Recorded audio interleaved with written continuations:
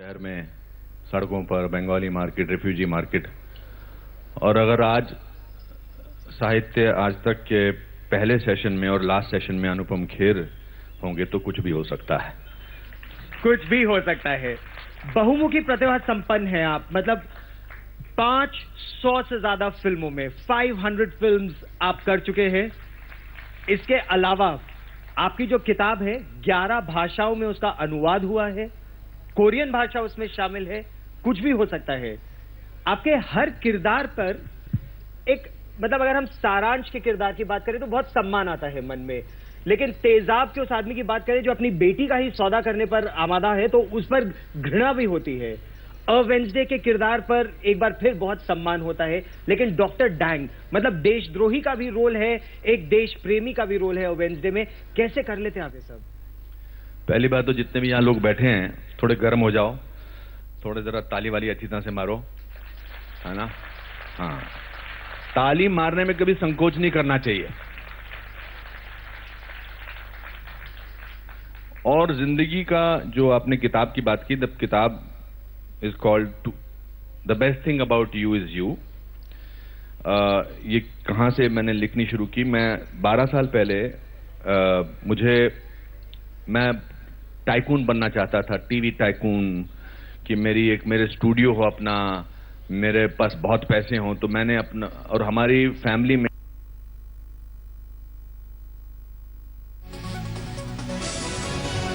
कुछ भी हो सकता है। और हमारी फैमिली में मैं पहला ऐसा इंसान था जिसने 100 साल की फैमिली में जिसने 10,000 रुपया एक साथ देखा था। मेरे पिताजी एक क्लर्क थे फॉरेस्ट डिपार्टमेंट में, 90 रुपए उनकी तनख्वाह थी। तो 10-12 साल पहले जब मैं ये टीवी टाइकून बनना चाहता था, कुछ बहुत बड़ा एस्टैब्लिश करना चाहता था, तो मैंने पैसा उधार लिया और पैसे का मैं दे नहीं पाया। आई was just giving the interest. तो आई रीच द स्टेज जहां मेरा दिवालिया होने पर आ गया था। तो उस दौरान मुझे 2 वेरी नोन पब्लिशिंग हाउसेज ने अपनी आत्मकथा लिखने को कहा। तो मैंने उनसे कहा कि मैं तो कभी लिखता नहीं हूं, मुझे तो लिखना आता नहीं। उन्होंने कहा नहीं, आप टेप रिकॉर्डर में टेप कर दीजिए अपनी जीवन की कहानी, और उस जीवन की कहानी को फिर आप हमें को टेप भेज दीजिए, हम उसको ट्रांसक्राइब कर देंगे, फिर आपको एडिटेड वर्जन भेज देंगे, फिर आप कर करना। तो जब मैंने टेप करना शुरू किया over a period of 2-3 months, तो 10-12 घंटे का टेप मैंने डाला अपनी जिंदगी के बारे में। और मैंने ये रियलाइज किया कि मैं अपनी जिंदगी के फेलियर्स के बारे में बोल रहा हूं और उन पर हंस रहा हूं, और मुझे अपनी जिंदगी बड़ी ड्रामेटिक और बड़ी हास्यास्पद लगी। फिर मैंने ये सोचा कि मैं एक एक्टर हूं, लेखक नहीं हूं। मैं अपने इस जीवनी का मंचन करता हूं। तो उस हिसाब से कुछ भी हो सकता। मेरा प्ले आया और पिछले 12 साल से मैं वो प्ले कर रहा हूं। उसके 400 से ज्यादा शोज हो चुके हैं। लेकिन उस प्ले ने मुझे एक बहुत बड़ी शक्ति दी। जब आप लोगों के सामने अपने फेलियर का बखान कर देते हैं, अपनी त्रुटियों का बखान कर देते हैं, अपनी कमजोरियों का बखान कर देते हैं, तो लोगों के पास कुछ होता नहीं आपको डराने के लिए, क्योंकि आपने खुद ही बोल दिया कि मेरा तो दिवालिया होने वाला है। आपने खुद ही बोल दिया कि मेरे बाल नहीं हैं। आपने खुद ही बोल दिया मेरी लेफ्ट टांग जो है राइट टांग से थोड़ी मोटी है। आपने खुद ही बोल दिया कि हम आपके हैं कौन के दौरान मेरे को फेशियल पैरालिसिस हो गया था। आपने खुद ही बोल दिया कि आपको गांधी फिल्म में आपने ऑडिशन दिया था, एक फिल्म के लिए आपको वो रोल नहीं मिला। तो दुनिया आपको इस बात से डराने की कोशिश करती है कि आपकी कमियों का पैंतरा उनके हाथ में है। तो मैंने जब प्ले का मंचन करना शुरू किया तो मुझे लगा कि मुझसे ज्यादा लंबा कद्दावर इंसान दुनिया में कोई है ही नहीं, क्योंकि मैं तो दुनिया से डरता ही नहीं। मैंने तो सब अपने फेलियर्स के बारे में, अपनी कमजोरियों के बारे में लोगों को बता दिया। तो 70 साल के एक बुजुर्ग ने शिकागो में प्ले देखने के बाद मुझसे कहा था थैंक यू वेरी मच। वो मेरा पहुंच होने की कोशिश कर रहे थे। मैंने कहा ऐसा क्यों कर रहे? कहता मैं अपनी जिंदगी की शुरुआत आज नए सिरे से करूंगा, क्योंकि आपने मुझे सिखा दिया कि कुछ भी हो सकता है। क्या बात है। तो फिर मुझे देखिए, फेलियर से मुझे इस प्ले से सबसे ज्यादा पैसा मिला है, फेलियर को डिस्क्राइब करके। और उससे ज्यादा मेरा एक और प्रोफेशन शुरू हो गया, मोटिवेशनल स्पीकर का। क्योंकि जो लोग प्ले देखते थे बोलते थे तो पावर ऑफ फेलियर की बात करता है। मैं पावर ऑफ फेलियर की बहुत बात करता हूं अपने मोटिवेशनल लेक्चर में। तो हमारे मित्र हैं अशोक चोपड़ा जी है हाउस पब्लिशिंग के, उन्होंने कहा आप अपनी किताब लिखो। तो वो जो किताब है the best thing about you is you, जिसमें मैंने ये बोलने की कोशिश की है कि आपकी खूबियां आप ही जानते हैं। जितनी भी खूबियां आप हैं, हम बहुत घबराए रहते हैं, हमें पिताजी सिखाते हैं, माताजी सिखाते हैं कि अपनी खूबियों का बखान मत करो, मगर आप अपनी खुद इज्जत नहीं करेंगे तो दुनिया कैसे इज्जत करेगी। That is why the book became very popular. वरना मैंने कभी जिंदगी में 38% से ज्यादा मार्क नहीं लिए, कभी नहीं लिए जिंदगी में।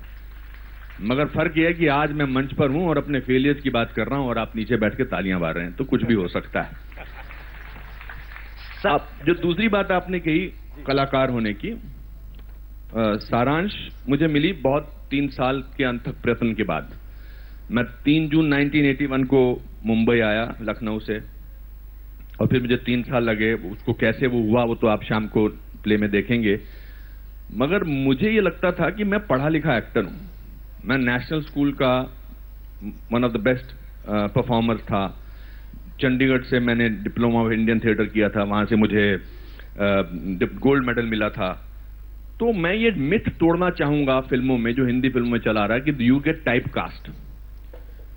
तो टाइप कास्ट नहीं होना चाहता था, इसलिए मैंने, और कलाकार का कोई अगर टाइप कास्ट हमारे हिंदुस्तान में उससे पहले ही होता था कि जो रोल आपने पहली फिल्म में कर लिया उसके बाद पूरी जिंदगी वही रोल करते चले जाएं।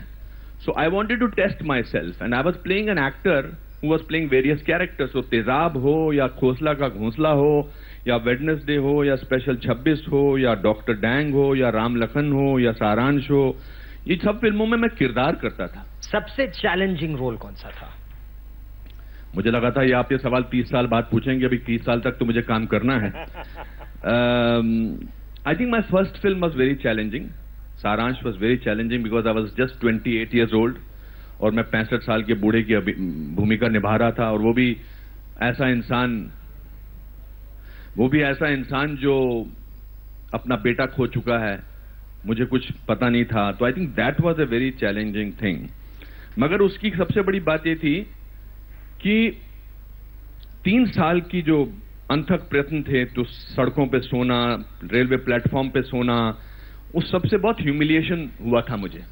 तो मैंने अपनी सारी ह्यूमिलिएशन, अपना सारा undignified stay in Delhi, Bombay, वो सब मैंने उस फिल्म पे डाल दिया था। तो उससे इसलिए I think that is one of the most memorable roles. But I think comedy करना बहुत मुश्किल है, लोगों को हंसाना बहुत मुश्किल है, खासकर आजकल के दौर में। आजकल लोग ज्यादा हंसते नहीं है, though through social media I have discovered that we have the best sense of humour. तो that is fantastic about it. तो मैंने गांधी को नहीं मारा, एक मैंने फिल्म की थी, उसमें I played an Alzheimer's patient जिसकी याददाश्त चली गई है। मुझे लगता है वो बहुत डिफिकल्ट था, क्योंकि ट्रेजेडी जब होती है, मैं ट्रेजेडी और कॉमेडी के बारे में बताना चाहता हूं कि ट्रेजेडी हर इंसान जो है आइडेंटिफाई कर सकता है। हर एक की इंसान में कोई किसी ना किसी को खोता है, किसी ना किसी की मौत हुई होती है, किसी ना किसी का प्यार में धोखा मिला होता है। तो ट्रेजेडी जब आप सिनेमा पे देखते हो तो आप शांत तरीके से रो सकते हैं, आंसू टपक रहे हैं, आपने रुमाल निकाला और आप ऐसे, मगर आप ऐसे साइलेंटली हंस नहीं सकते हैं। तो जब तक कलाकार बहुत अच्छा अभिनय कॉमेडी में ना करें, क्योंकि हंसना जो है वो फिजिकल है। पहले आपको जोक अच्छा लगता है, आप मुस्कुराते हैं, तो मुस्कुराते हैं तो आपके होंठ ऐसे होते हैं। फिर आपको और अच्छा लगता है तो फिर आप थोड़ा सा और मुस्कुराते हैं। फिर और मजा आता है तो आप और मुस्कुराते हैं। ये सब फिजिकल होता जा रहा है। फिर आपको सिर्फ अपने हंसने से मजा नहीं आता, फिर साथ वाले को तो एक दर्शक में बैठे हुए इंसान को ये सब कुछ कराने के लिए आपको वाकई महान एक्टर बनना पड़ता है। और आज मैंने कभी ऐसा जोक नहीं किया कि केले के छिलके पर आप गिर गए तो आप हंसिए।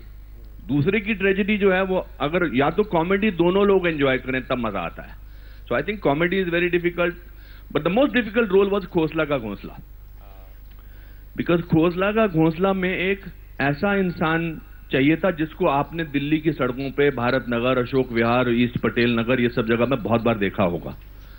And I must give credit to Jaideep Sahni and Dibakar Banerjee for bringing out that character. It was very brilliant. I think Wednesday was very difficult because मुझे एक्टिंग करने की बहुत ख्वाहिश होती है। तो नीरज पांडे हमेशा बोलते थे एक्टिंग कम करिए, एक्टिंग कम करिए। सो आई थिंक अगर 32 साल बाद 502 फिल्मों करने के बाद मैं अभी भी फिल्मों की बात या कॉमेडी और ट्रेजेडी की बात कर रहा हूं, तो आई थिंक इस उपलब्धि के लिए एक ताली तो बनती है दोस्तों।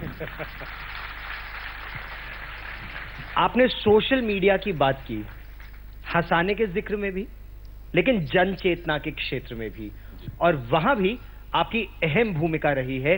अगर आप जन चेतना की बात करें तो उस संदर्भ में मैं आपसे जानना चाहता हूं कि सोशल मीडिया का कितना प्रभाव है इस समय। I think social media is a great platform to learn, to educate yourself. मैं जब पहली बार, मैं फेसबुक वगैरह में ज्यादा नहीं आता बिकॉज उसमें too much time it takes. Twitter, I think I was introduced to Twitter about 4.5 years back.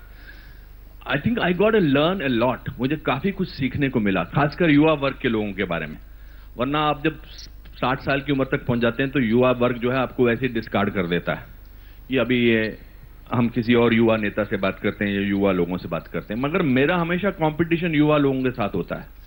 मैं सब नए कलाकारों के साथ कॉम्पीट करता हूं। मेरा कंपटीशन मेरी उम्र के एक्टर्स के साथ नहीं होता। मेरा कंपटीशन वरुण धवन के साथ है, सिद्धार्थ के साथ है, आदित्य राज कौल, आपके मंच पर आदित्य राज कौल का नाम ले लिया, आदित्य रॉय कपूर के साथ है। Because I think they keep me alive. That is why social media keeps me alive. I get to know a lot about the current scenario of India. लेकिन जिस बेबाकी से आप बोलते हैं, क्या बॉलीवुड में उसका खामियाजा उठाना पड़ता है? नहीं, आई थिंक बेबाकी से बोलने के फायदे बहुत हैं। बेबाकी आपको इज्जत दिलाती है। जिसी हमारी प्रॉब्लम क्या है कि हम पूरी दुनिया के साथ पॉपुलर होना चाहते हैं और वो पॉसिबल नहीं है।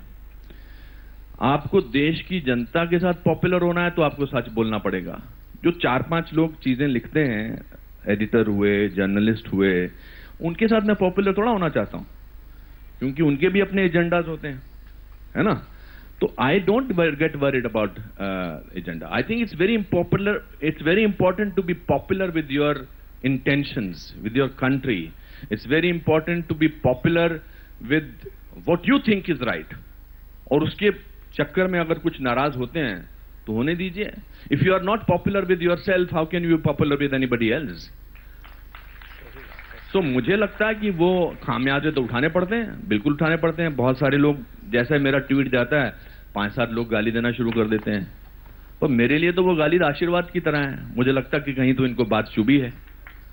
और देखो, डरो मत, ताली मारो।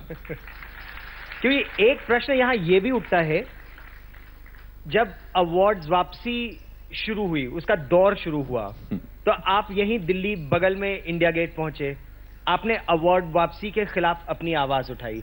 राजनीति में तो किरण जी हैं, आप मैदान में कैसे?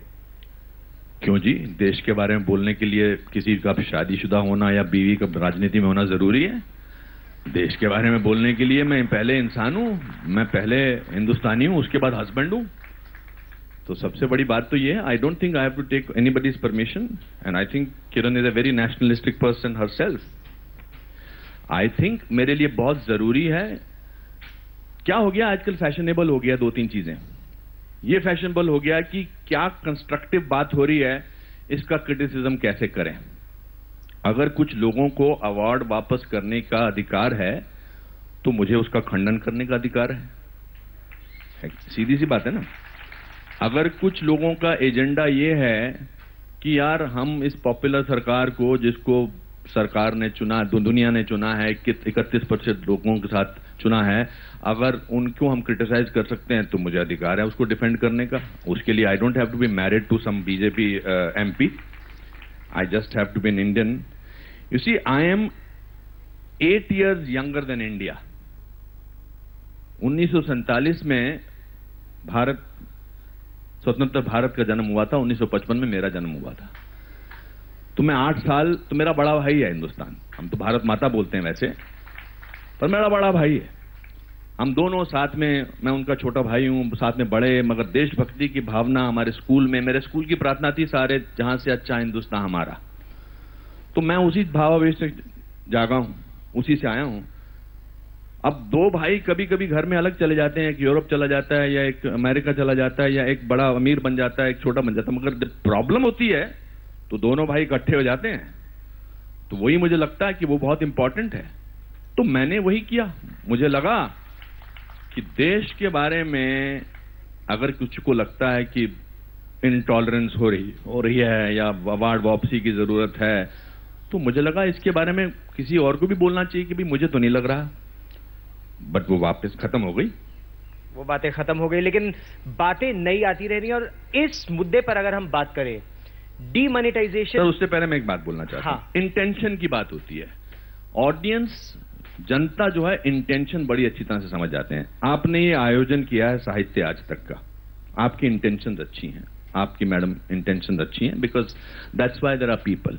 पर आपके राइवल चैनल्स वाले क्या बोलते होंगे, अरे यार अभी इन्होंने नया पैंतरा ढूंढा है टीआरपी बढ़ाने का, अब ये नया प्रोग्राम लेकर आए हैं। आपने उनकी बात सुनी है? तो जो राइवल होते हैं उनको तो बोलने का अधिकार होता है, मगर एक बात याद रखना कि आज जो कामयाबी आपने हासिल की है, अगले साल जब आप ये साहित्य आज तक करेंगे तो दुनिया का, देश का हर बडिंग राइटर इसमें भाग लेने को तड़पेगा, बिकॉज आपकी इंटेंशन सही है। सबसे बड़ी बात यह होती है कि इंसान की इंटेंशन नजर आती है। आज जब कुछ राजनेता सड़क पर उतर आते हैं तो मुझे उनकी इंटेंशन नजर आती है। इंटेंशन क्या है कि क्या आप उस कॉन्स्टिट्यूएंसी में गए जहां से आप एमपी बने हैं ये प्रॉब्लम होने के बाद, डिमोनेटाइजेशन के बाद? क्या पिछले 2.5 साल में हमारे एक खास मेंबर पार्लियामेंट अमेठी गए हैं उन लोगों का साथ देने के लिए जिन्होंने, तो वहां जाइए ना, जिन्होंने आपको चुन के भेजा है, वहां के गरीब के इंसान की प्रॉब्लम को समझिए, उसको क्या प्रॉब्लम हो रही है, उसका दुख दूर करिए। पिछले 50 साल से वो आपको जिता के भेजते जा रहे हैं, उनके प्रति आपने क्या किया है? और जो जिंदगी में कभी एटीएम की लाइन में खड़े नहीं हुए, आज अगर वो एटीएम की लाइन में खड़े हो रहे हैं तो मुझे उनकी इंटेंशन पे शक होता है।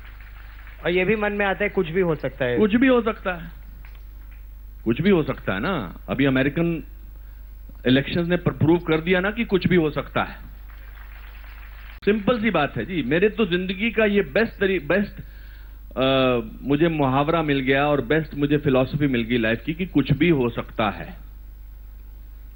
तो हाँ, अब आप पूछिए। सॉरी, आपकी एक और किताब। देखिए, क्रिटिसिज्म के लिए तो बोल सकते हैं ये पीछे किताबें, इनकी फोटो क्यों लगाई हुई है, किताबें क्यों नहीं है? किताबें भी हैं। नहीं, मैं बता सकता हूं ना, जिसको क्रिटिसाइज करना है उसको कोई लॉजिक की जरूरत नहीं होती है।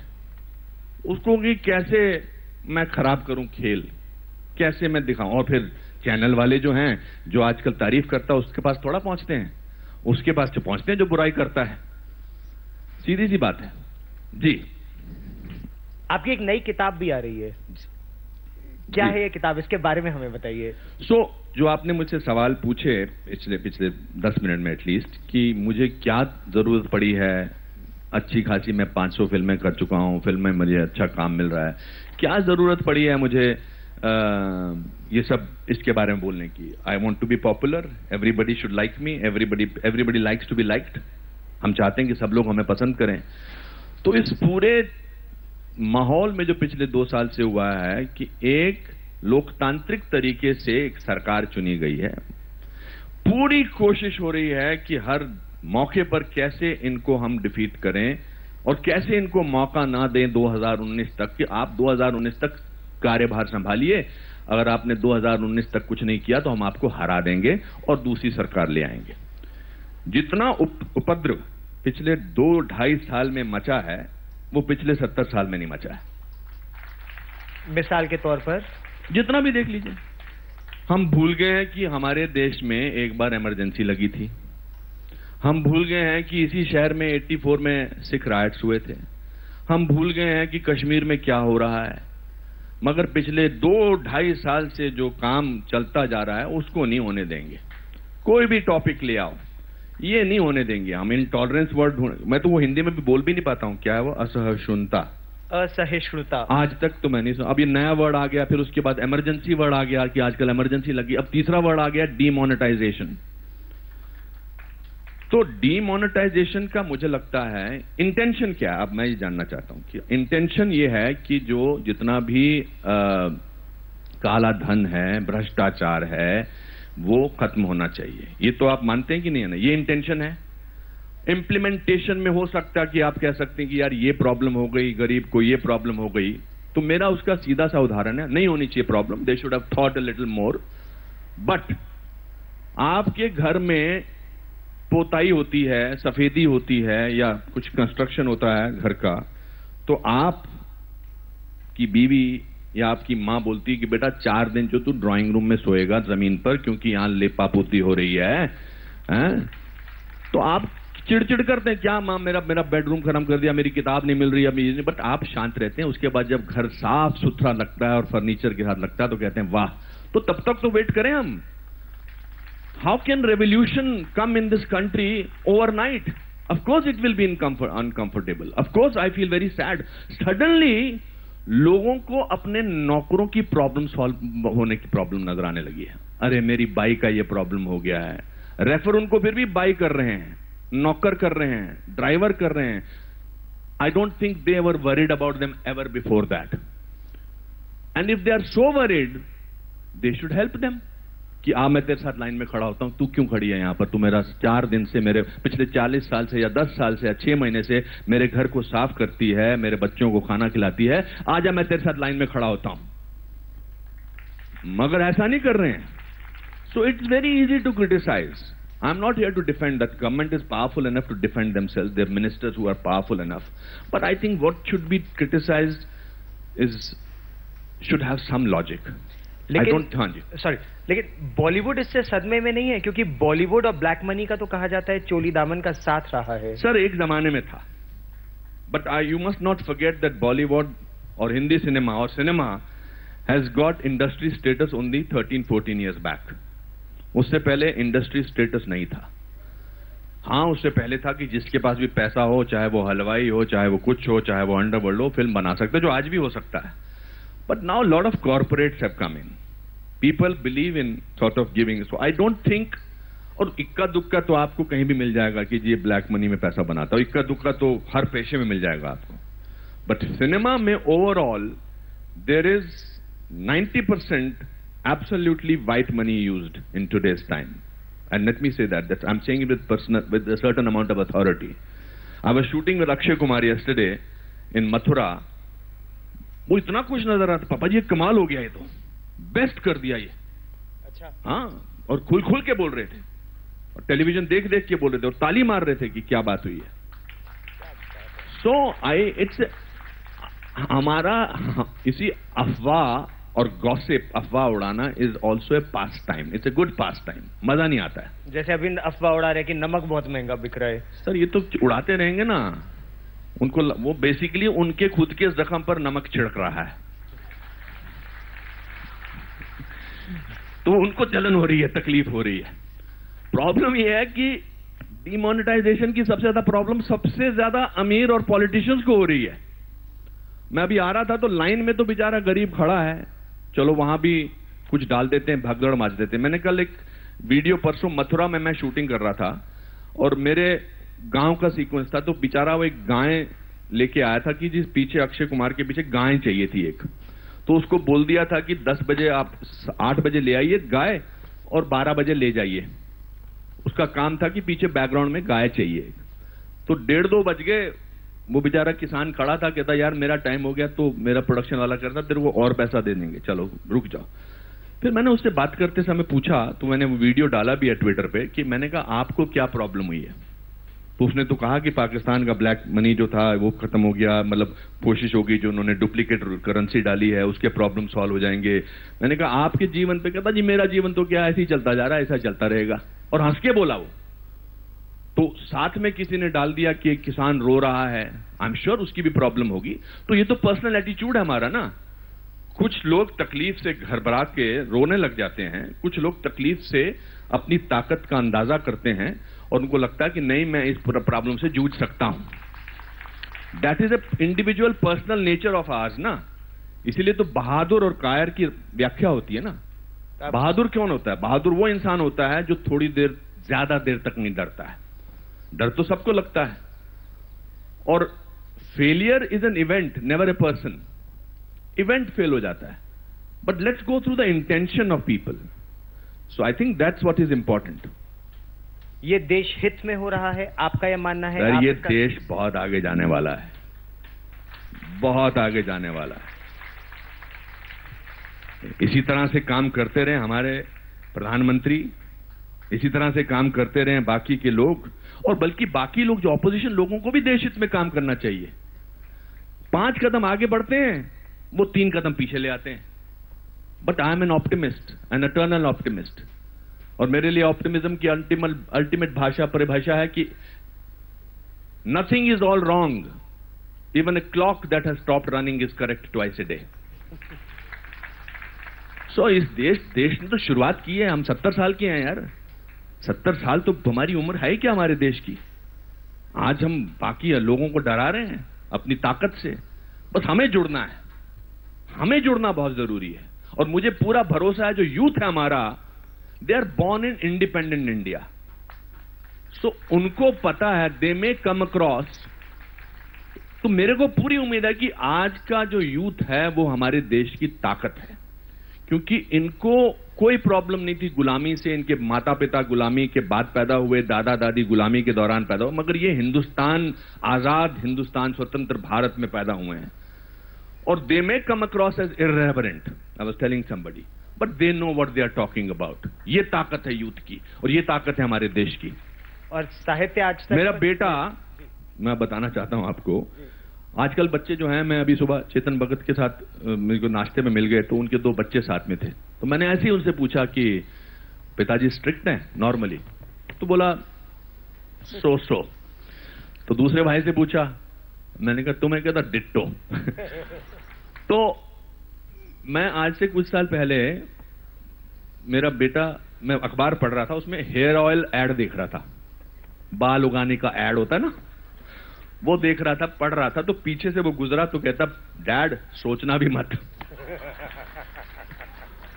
आज जो है यूथ जो है अपने माँ बाप को कह सकते हैं, अनिल कपूर साहब का बेटा अपने पिताजी को कहता, क्या क्या काम किया dad, what is it, I am so shamed of you. But that is honesty. हालांकि उनको मौका नहीं मिलता, बिकॉज मेरे दोस्त अनिल कपूर हमेशा अच्छा काम करते हैं, क्योंकि अभी उनका फोन आ जाएगा, नहीं तो यार तूने ऐसा बोला, मैंने तो ऐसा कभी हुआ ही नहीं। मगर the power of our country is hope. Let's not diminish the hope of our country, because hope is your good future. When tomorrow, after 5 years, there will be less corruption. We have lived through corruption. We have lived through 2G, 3G, WG, 3G, 4G. We have lived through that. और देश का जो गरीब इंसान है, उसने बुरी से बुरी पॉलिसी क्यों अपनाया है? ये तो अच्छी पॉलिसी है, आगे जाके तो खत्म हो जाएगा ना। हम कितने लोग देते हैं पैसा, हॉस्पिटल में पैसा, पुलिस वाले को पैसा, इसको, बिकॉज हमने, वी हैव एमुलेटेड आवर राजनेताज, because we have learned it from them. तो कैसे बोल सकते हैं कि नहीं देंगे जी, लो जी अपना ये पकड़ के रख लो, जल्दी हो जाएगा काम। ये कभी तो खत्म करना है ना, ताकि आप अपना जीवन वैसे जिए जैसे आप चाहते हैं कि आपके बच्चे जिए। क्या आप अपने बच्चों को बताएंगे बेटा करप्शन अच्छा होता है, नकली नोट अच्छे होते हैं, डिमोनेटाइजेशन बहुत बुरा होता है? आप कहेंगे बेटा जूझ, खड़ा हो जा लाइन में, सब ठीक हो जाएगा। आप उसको बहादुरी सिखाते हैं, आप उसको सिखाते हैं संयम क्या होता है, आप उसको संयम की ताकत सिखाते हैं। तो ये देश का भविष्य तो बहुत उज्जवल है जी। इंडिया अगेंस्ट करप्शन के मंच पर आप भी थे, भ्रष्टाचार के खिलाफ आप भी खड़े हुए थे। दिल्ली के मुख्यमंत्री उस समय वो थे नहीं दिल्ली के मुख्यमंत्री, लेकिन अरविंद केजरीवाल भी उस समय आपके साथ थे। वो तो कह रहे हैं कि इससे बहुत बड़ा भ्रष्टाचार होगा, और हो रहा है। ओम नमः शिवाय, ओम नमः शिवाय।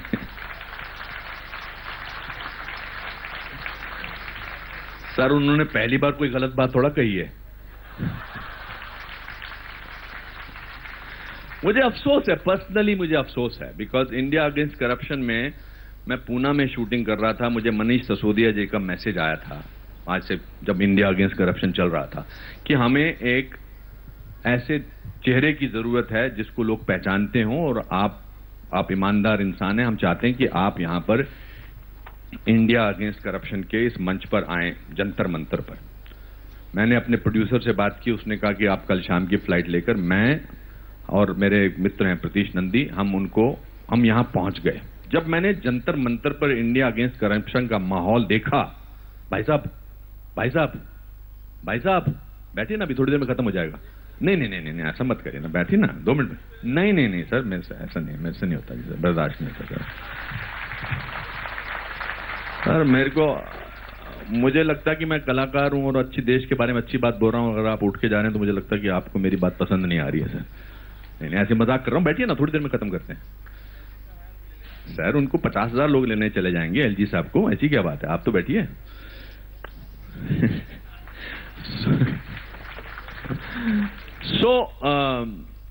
सो जब मैं उस मंच पे पहुंचा और मैंने जब एटमॉस्फेयर दिया, इट वाज इलेक्ट्रीफाइंग एटमॉस्फेयर। लोग जुड़े हुए थे, आपकी क्रेन्स वगैरह जुड़ी हुई थी, लोग नारे लगा रहे थे देश के बारे में। मैंने पहली बार तिरंगा झंडा इतना ज्यादा लहराते देखा। उससे पहले सिर्फ इंडिया पाकिस्तान के मैं उसमें ही देखता था, मैचेस में। मैंने इतने झंडे कभी नहीं देखे। और मुझे सडनली लगा कि यार ये मंच पर बात करनी बहुत जरूरी, जो ये कर रहे हैं। और मैं वहां उस इंडिया अगेंस्ट करप्शन मूवमेंट का बहुत बहुत ज्यादा फेवरेबल स्पोक्स पर्सन था। In fact when you will be surprised, not many people know that I was the person who announced the charter of Aam Aadmi Party on stage. But it's not right to criticize a person behind his back, but I am very disappointed in my heart somewhere that a person who spoke about Bhrashtachar, who became what he became because of anti-corruption crusader, is today doing everything else but stopping corruption. Today, the whole problem is that he could have, and he still can, the kind of mandate Mr. Kejriwal got is phenomenal. 77 seats out of 80. 67 out of 70. ऐसा हुआ नहीं है। क्या क्या कर सकते हैं वो? Let's talk about constructive. What is constructive the person done? Constructive क्या किया जी आपने देश के लिए या शहर के लिए? Criticism is not constructive situation. Okay, you can criticize once in 10 points. But criticism cannot become a crusade. He still has power. He still has a lot of people. And he still, I think, hope he has intentions of doing something for this country. American president ne bahut acha bola tha na, don't think what the country can do for you, think what you can do for the country. So he doesn't have to worry about the country, he has to worry about one place, Delhi. Let's have Delhi the best place. Let's make this thing, everything is criticism, and he does his straight comparison with Modi ji, which is fine because I can compare myself to Marlon Brando, but that doesn't make me Marlon Brando. But I'm happy to be Anupam Kher. I'm happy to be Anupam Kher. He should be happy to be Arvind Kejriwal because he has many reasons to be happy about being Arvind Kejriwal. लेकिन सिर्फ अरविंद केजरीवाल ही नहीं, कपिल सिब्बल पूर्व मंत्री हैं, कल इसी मंच पर थे। सारी बातें मुझसे करवाओगे क्या? उन्होंने कहा कि लोग लाइन में खड़े हैं और प्रधानमंत्री जी जापान घूम रहे हैं। तो उनका मतलब है कि कपिल सिब्बल जी साहब कभी अपने घर को छोड़कर कहीं बाहर गए ही नहीं क्या? आज तक किसी जगह गए नहीं है। और अगर नौकरी के लिए गए हैं, कमाने के लिए गए हैं, कुछ करने के लिए गए हैं, देश के हित के लिए करने गए हैं, आज सर्जिकल स्ट्राइक के बाद the whole world was with us. That's because of his personal relationship that he created with the world leaders. We were able to isolate Pakistan because the whole world was with us. SAARC had to be cancelled in its history for the first time. SAARC had to be cancelled because the other countries said we will not go there. तो जब देश का एक बड़ा इंसान, बुजुर्ग इंसान कुछ करता है, कपिल सिब्बल जी ने तो ये भी कहा था, पैसा मेरा, अकाउंट मेरा, समथिंग मेरा, तो हम लाइन में क्यों खड़े हैं? वो एक लाइन बोलना भूल गए, देश मेरा। अगर वो देश मेरा बोलते तो उनको बाकी की लाइनें बोलने की जरूरत नहीं पड़ती। यही आपकी किताब भी है, क्योंकि आपने किताब का जो मुद्दा था ना, वो किताब is, the title of my book is not an accidental nationalist. You see, आजकल नेशनलिस्ट भी बोलते हैं, जब आप बोलते हैं कि आप तिरंगे अपने जनगण मन के समय खड़े हो जाएं, तो कुछ लोग ये भी खड़े होते हैं, क्या जरूरत है जी खड़े होने की? क्या हमको अपना पेट्रियोटिज्म स्लीव पर रख के चलना पड़ता है? क्या आपको यकीन नहीं होता हम अंदर से पेट्रियोट हैं? नहीं सर, मुझे लगता है कि हर इमोशन, जैसे मैं एक्टर की हैसियत से सोचता हूं, हर इमोशन जब तक दिखाई ना दे, फील करने से कुछ नहीं होता। मैं आपने सारांश पसंद किया, आपने तेजाब पसंद किया, आपने डॉक्टर डैंक पसंद की, बिकॉज जो मुझे फील हुआ as an actor, as a character मैंने पोर्ट्री किया, दैट्स वाई आपको पसंद किया। मैं चुपचाप खड़ा रहता और बोलता कि मैं खड़ा हूं, मैं तो ट्रेजेडी दिखा रहा हूं आपको नजर नहीं आ रही तो मैं क्या करूं? So it's very important to show what you feel. क्यों नहीं दिखाएंगे हम? दिखाना चाहिए, इट्स वेरी इंपॉर्टेंट। आप किसी से प्यार करते हैं तो आप बोलते हैं ना मैं आपसे प्यार करता हूं। वो बात अलग है कि मां बाप से बोलना कम कर दिया है, because that is those are the people we take mostly for granted, our parents. We never tell them that we love you. I used to tell my father every day I love you, because his contribution in my life was amazing. My father took away the fear of failure from me. I'm sorry I'm meandering, because that's what is called not an accidental nationalist. It includes everything. It's my life and how this country has given me so much. एक forest department के clerk का इंसान का बेटा आज इस मंच पर देश के बारे में बात कर सकता है, इसीलिए पॉसिबल है क्योंकि इस देश ने ये पॉसिबिलिटी मुझे दी है। अगर रांची के छोटे से शहर का, मैंने अभी धोनी फिल्म में काम किया, इस छोटे से कमरे में वो धोनी पैदा हुआ, अगर वो देश का सबसे सक्सेसफुल कैप्टन बन सकता है तो कुछ भी हो सकता है। So let's not under estimate the power of a real common man. Let's not underestimate. Let's not take people for granted. So what is my book about? It's too early to talk about it because it will come somewhere next year. Not an accidental nationalist, because I want to share my feelings towards my country with the rest of the people. And it's a nice autobiographical kind of a feeling what I feel about the country. I was writing some other motivational books because जो मेरी पहली किताब है वो motivational किताब थी। मैं दूसरी किताब भी motivational लिखना चाहता था। मेरी इनफैक्ट जो दूसरी किताब मैंने रोक दी है उसका टाइटल था lessons my father taught me unknowingly. एक छोटा सा किस्सा आपको सुनाना चाहता हूं, मेरे ख्याल से मेरा टाइम हो गया। Sir I am sorry, now you can, sir sorry sir, I please go. Okay, thank you. I will tell you why I can speak so fearlessly, because I have no fear of failure. क्योंकि I always feel कि क्या हो सकता है, ज्यादा से ज्यादा मुझे काम नहीं मिलेगा, मैं सड़क पे खड़ा हो जाऊंगा और कोई नाटक कर दूंगा तो 15-20 लोग तो इकट्ठे हो जाएंगे, फिर टोपी उतार के खड़ा हो जाऊंगा, जिसमें दाद दीजिए 100 रुपए के नोट जिनके पास हैं आजकल। हेल्थ ठीक होनी चाहिए, मैं कहीं से भी शुरुआत कर सकता हूं जीरो से। मैं 27 दिन रेलवे प्लेटफॉर्म पे सोया, not because I was doing favour to anybody, because I knew that I will make it. So ये जो फियर होता है ना कि लोग, तो किस्सा ये है कि मैं 10वीं क्लास में पढ़ता था शिमला में, तो मेरे पिताजी एजुकेशन बोर्ड में किसी को जानते थे, और शिमला में क्या होता था कि जब आप बोर्ड का एग्जाम देते थे, 10वीं से 11वीं क्लास में चढ़ते थे, तो 2 महीने बाद रिजल्ट आता था उन दिनों। और जब 2 महीने बाद रिजल्ट आता था, अगर आप फेल हो गए हैं तो आपको वापस 10th क्लास में डाल दिया जाता था। तो बड़ा ह्यूमिलेटिंग एक्सपीरियंस था। एक तो ये पहलू कहानी का है। दूसरा पहलू है कि हमारे शिमला में माल रोड पर एक अल्फा रेस्टोरेंट था जो बड़ा पॉश मॉडर्न था। हमारे घर में 14 लोग रहते थे। 6 महीने में एक बार हम उस अल्फा रेस्टोरेंट में सिर्फ 4 लोग जाते थे, मैं, मेरी माँ, मेरे पिताजी और मेरा छोटा भाई। 6 महीने में एक बार। और वहां पर हम 3 चीजें ऑर्डर करते थे मेरे पिताजी, मटन समोसा, पाइनएप्पल पेस्ट्री और एस्प्रेसो कॉफी। और हमारे लिए वो दिन दिवाली से बड़ा, न्यू ईयर से बड़ा, क्रिसमस से बड़ा, होली से बड़ा, ईद से बड़ा होता था, क्योंकि हम 4 परिवार के सदस्य पहली बार साथ में बैठते थे और मेरे पिताजी 50 पैसे टिप डालते थे। 2 महीने पहले हम जा चुके थे अल्फा में और मुझे पता था कि अब मैं 4 महीने बाद अल्फा में जाऊंगा। तो एक दिन पिताजी 2 महीने बाद स्कूल में आए 3 बजे करीब और बोले बेटा छुट्टी कर ले, स्कूल से करना चाहता है। तो मैंने कहा वाह, पिताजी भागने में हेल्प कर रहे हैं। मैंने कहा जी चलते हैं। तो हम जब रिज मैदान में पहुंचे तो मेरे पिताजी ने कहा कहां चलेगा कुछ खाने पीने। तो मैंने कहा अभी मैं अल्फा तो बोल नहीं सकता क्योंकि वहां तो 2 महीने पहले गए थे, वहां तो 4 महीने बाद जाना है। तो मैंने कहा नथु स्वीट्स चलते हैं। तो मुझसे बोले कि नहीं, अल्फा चलेगा।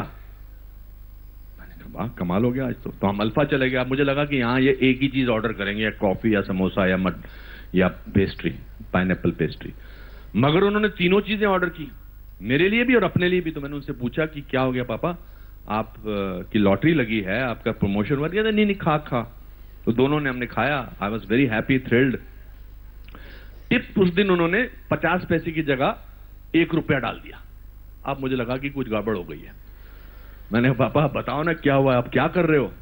कहते बेटा मैं एजुकेशन बोर्ड गया था, मैंने तेरा रिजल्ट पता किया, तू फेल हो गया है।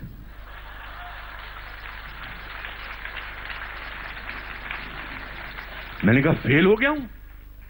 तो ये क्या कर रहे हो आप? कहता मैं तेरा फेलियर सेलिब्रेट कर रहा हूं, ताकि जिंदगी में तू कभी भी फेलियर हो जाए तो तू you can always order mutton samosa, pineapple pastry and espresso coffee. I am celebrating your failure, take this fear of failure out of your life. So जिसके पिताजी ने 16 साल के बेटे को ये सब सिखा दिया हो, वो किसी से क्या डरेगा? उम्र भर अपने ही गिरेबां से उलझने वाले, तू मुझे मेरे ही साय से डराता क्या है? ये है सर, और ये सब ऐसे हैं, जितने भी यहां बैठे हैं सब ऐसे हैं।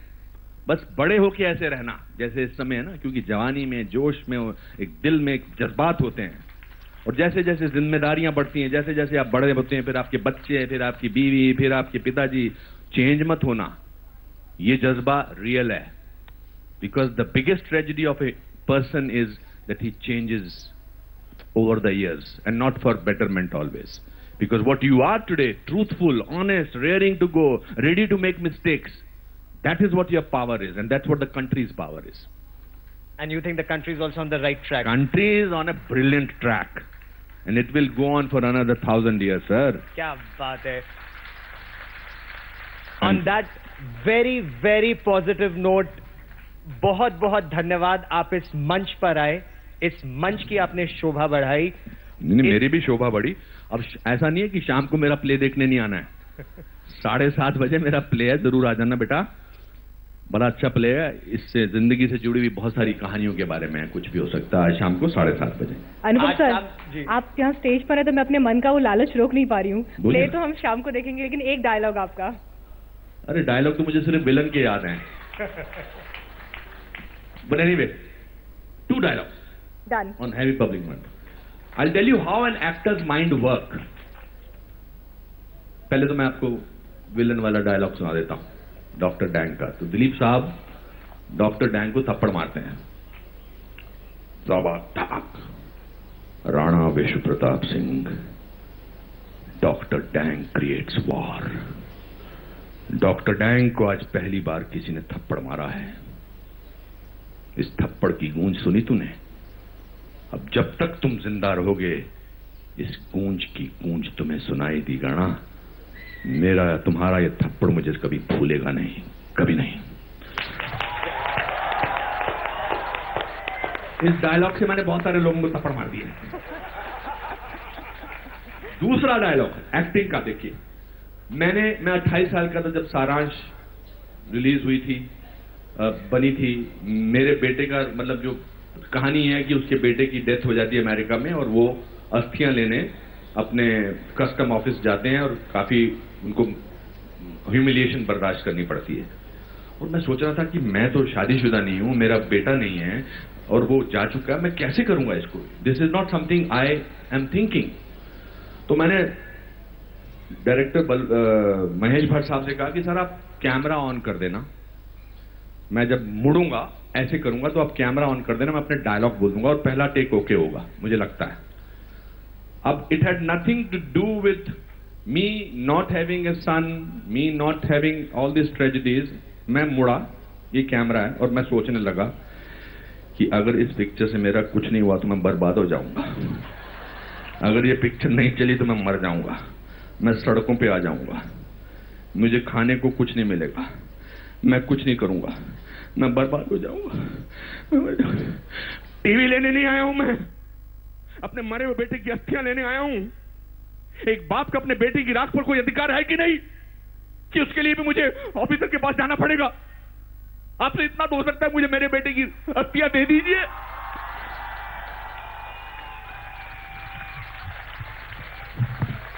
ये है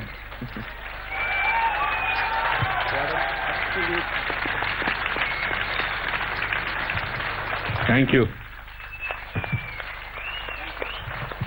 thank you so much sir, thank you so much. मैं मंच पर आमंत्रित करना चाहूंगी आज तक के मैनेजिंग एडिटर सुप्रिया प्रसाद को। आपको एक छोटी सी भेंट। तो ये होता है अभिनेता जो कि आपने देखा मंच पर अभी थोड़ी देर पहले अनुपम खेर को। और आइए अब एक नजर डाल देते हैं इस वक्त की सुर्खियों पर।